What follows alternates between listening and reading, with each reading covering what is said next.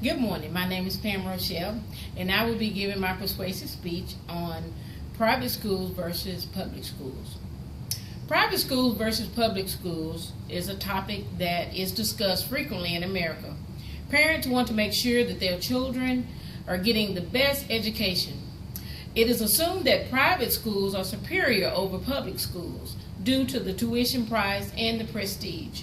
But as we take a closer look into private schools, we'll see that there are some critical concerns that could affect your child's education.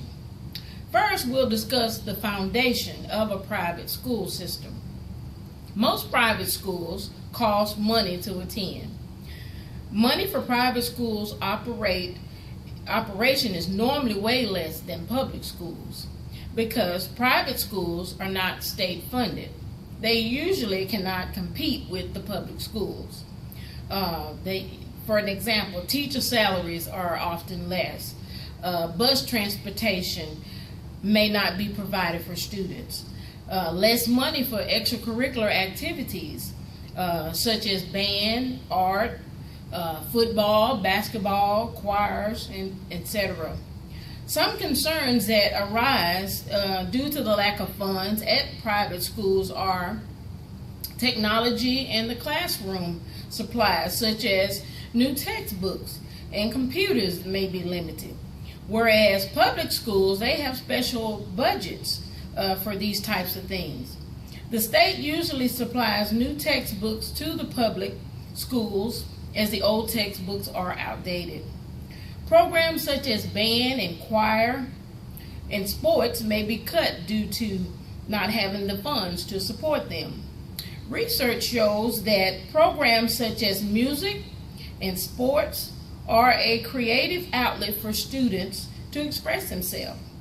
This often helps boost the students' academic performances.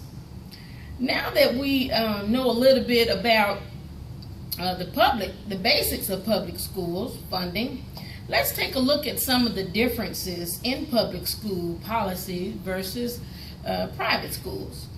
Equal opportunity for all is something that one can expect when attending the public schools, but private schools are not governed by the state. Since private schools are not governed by the state, they can make their own rules.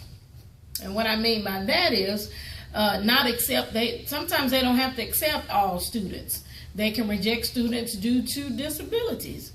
They can reject students that are not affiliated with their school, whether it be religious or socially. They are not required to follow state curriculum, like in testing, which could be a problem if the schools are not up to the national standards. Students may have to pass an entrance exam a lot of times at private schools. Now, in public schools, most of the decisions about the welfare of the schools are made by the community and political leaders, but this is not always the case with the private schools. Political leaders have no say in one's students' well-being, such as the educational standards. The community does not normally have the right to express their concerns to make changes. Now that let's talk about the academic differences between the public schools and the private schools. Now, private schools are not required to receive special needed students. Service special needs students, students who are under a 504 or who have learning disabilities, things such as extended time. Now, what I mean by a 504 program, or they might have to have a special accommodations. They might have to have extended time for taking their assignments, preferential seating, shortened assignments, and etc. They do not require funding for these programs, which would also limit the support that these students may need. Teachers in schools are not necessarily held to the same standards as public schools. Teachers in private schools do not have to be certified to teach a particular content area. Public schools are rated based on students' academic performance, and they are held accountable. Private schools are not.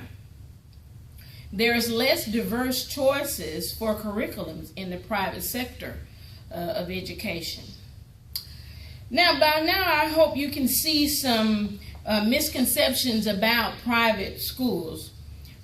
Just because it's private doesn't mean that it's the educational system is better in the public schools. Today, we have learned about some critical components in the private school sector.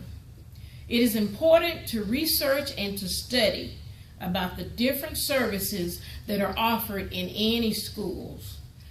But most importantly, it is important to look for schools that are well-rounded and focused on the needs of all children. This will help promote future leaders for our future organizations. Thank you.